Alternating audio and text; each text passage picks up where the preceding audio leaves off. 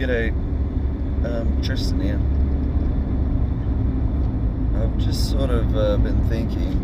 I watch a lot of, this is to do with the financial system.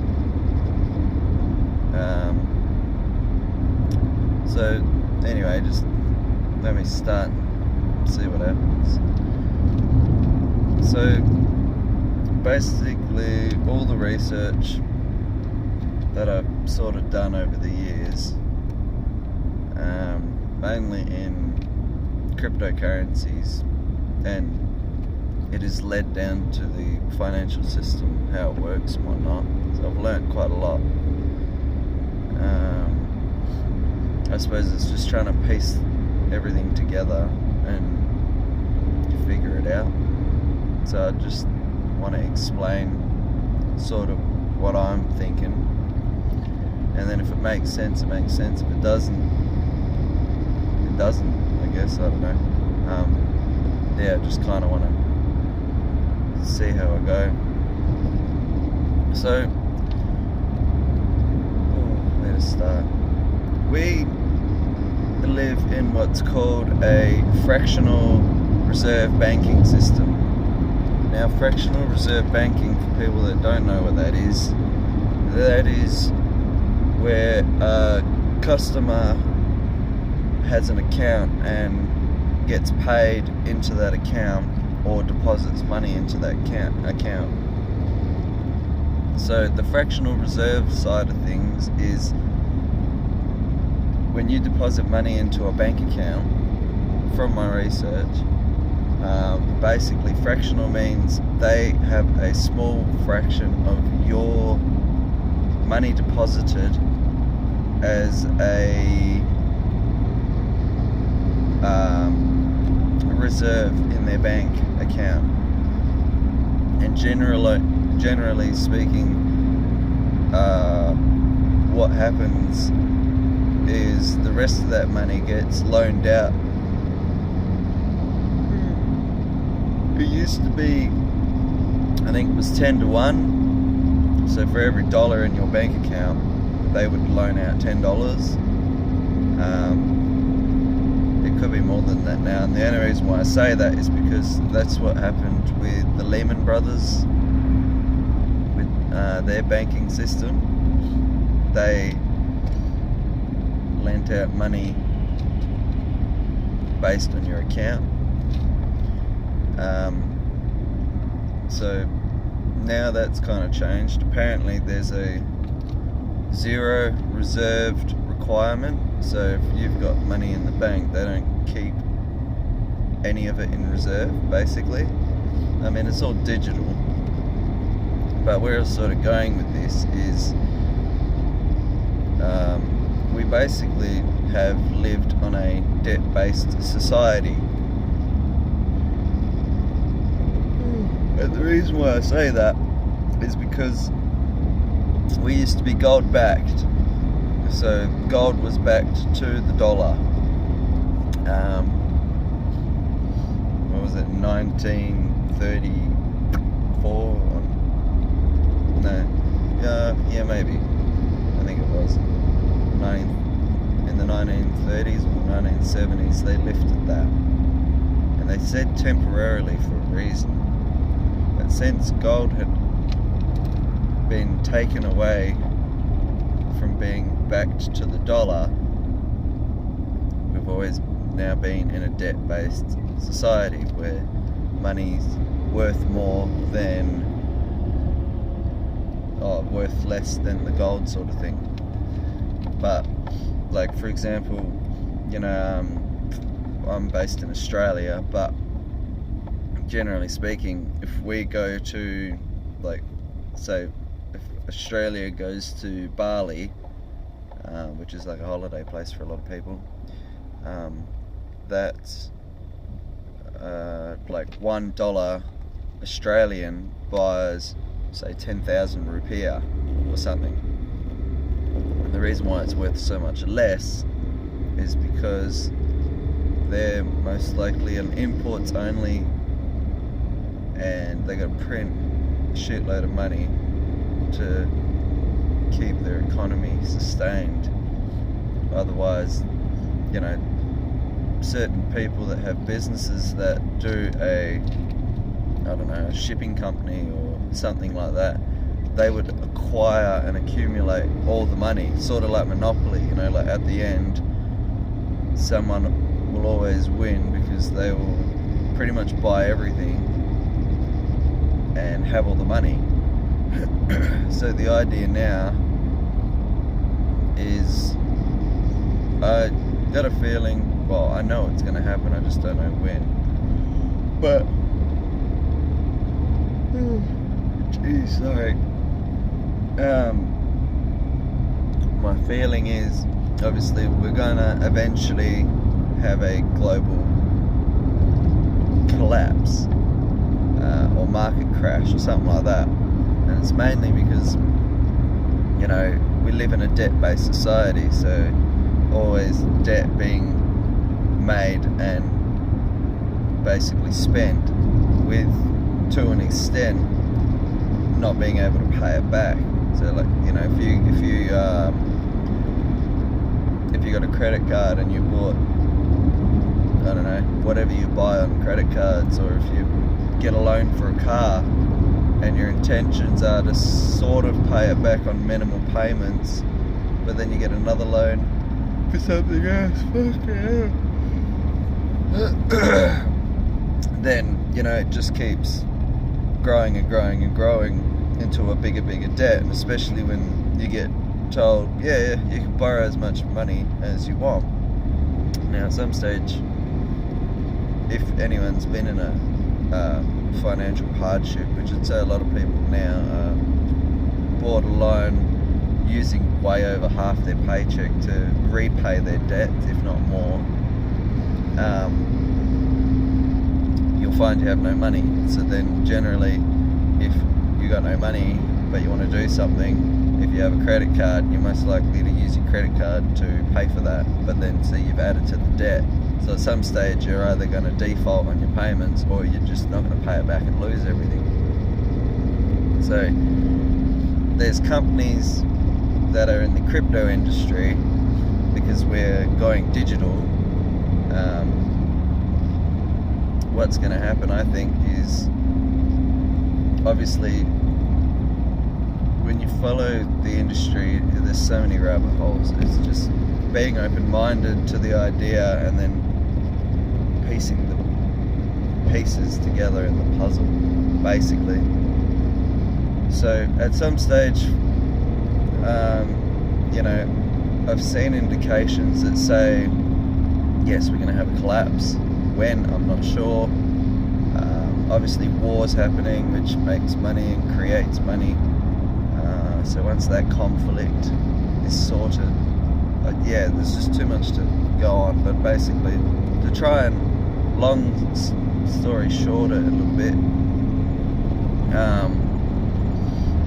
I've seen that debt can be, I guess, probably forgiven or reset, and whatever was owing can probably end up going, it'll be going to the new currency. So basically, you know, we will be going digital. We might have our own, what they call central banking digital currencies. Now, this is sort of my theory behind it, but my theory is I've heard billionaires say, or mainly Elon Musk and maybe a couple other people say, that there'll be what they call a universal basic income. So that means everyone will get money that they have to spend, but let's just say it's programmable money that expires. Now, the idea of having that, I believe, comes back to part of the level playing field, because if it expires, you can't save it. So if you can't save it, it's a reset every single time, but your needs will be met. Now, I'm not sure if you'll be allowed to do investing or anything like that to try and better yourself. But I would say, to an extent, most of the people that have already invested and have investments, they will still get to live a really well, lavishly good lifestyle, and others will just get your usual. And I know some people will go, well, if I got a universal basic income, why should I have to go to work?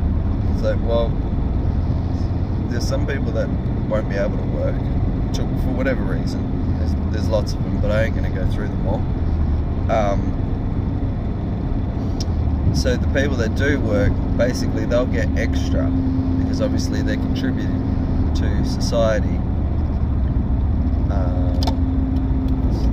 So then it more puts it on the level playing field that, you know, everyone's going to get a minimum amount, and then when you work, you obviously get more on top of that. And maybe, depending on how well you can contribute, you probably will find that you may get little benefits and stuff like that. Now some people are probably like, nah, that'll never happen. It's like, man, we live in a world where literally anything's possible. It all comes down to your mindset. And some people, they believe it'll never happen. I think you've got to start opening your mind and having a look. And I know why it doesn't interest people, mainly because it's probably not explained in a way that makes sense. So I would say, if you want things explained relatively easy in the new financial system, there's a few people I can recommend that I normally watch and listen to that do a really good job in piecing the puzzles and then trying to narrow it down to simple well-being. But the other thing too about these central banking digital currencies is that we will all have, I guess you could say, digital wallets with digital IDs and all that. And I know, to be honest, it kind of worries me, because it's sort of like an invasion of privacy. With cash and other tradable goods that you have in your hand, you can easily fly under the radar sort of thing. Now to some people you might go, yeah, I love my privacy and I love the fact that I can make dealings without having to report everything I do. But unfortunately, you might not be doing something wrong, but there might be someone else that's shady as, which in the last 2 years it's been getting exposed like mad. I'm still waiting to see the accountability for all this, but anyways, we'll talk about that another day. But what I think too is, there will be people that will prosper from this new system that's coming. I'm still trying to explain it in the best way I can, because I'm not really used to doing this at all. Plus I don't know if he's going to hear me or not either. So it's a bit of a, yeah, I could go on and on and on really, but just food for thought really, that I think if the system collapses, which it's going to, we'll have the solution, which I believe is going to be CBDCs. They've already talked about it, so it's pretty much happening.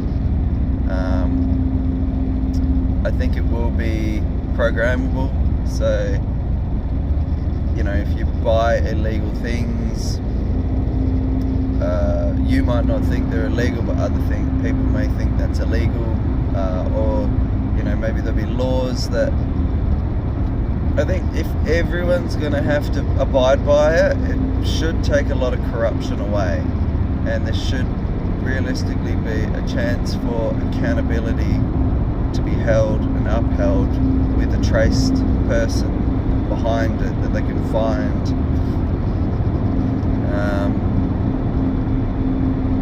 There are bad things about it too, but I'm sort of getting the understanding of it where it's going to be interesting. And I know a lot of people are scared of what's coming, but I'd say if you can hand over heart, say you're not doing anything shady, well then realistically you've got nothing to worry about.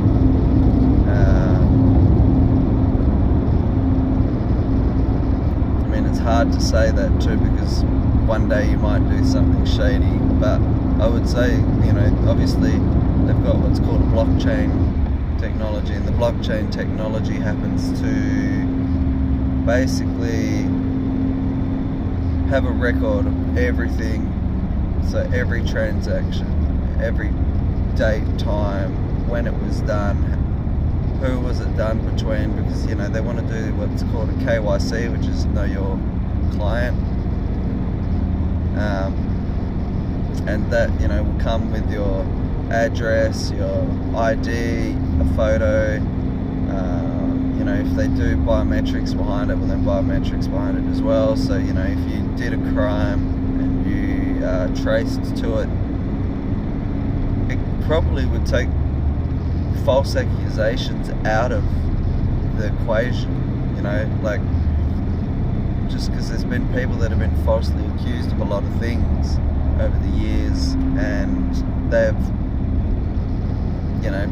10 years later or 5 years later or something like that, it's like, oh sorry, we were wrong.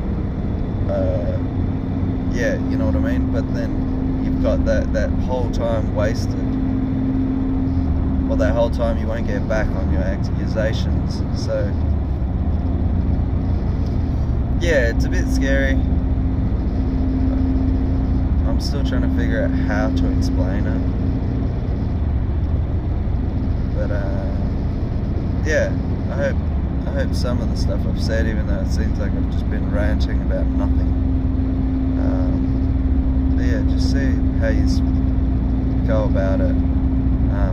I obviously don't want to talk too much about individual cryptos because I'll probably lose yous, but I just thought I'd give you sort of a basic layout on how things probably work. So anyway, hope you've enjoyed. Thanks.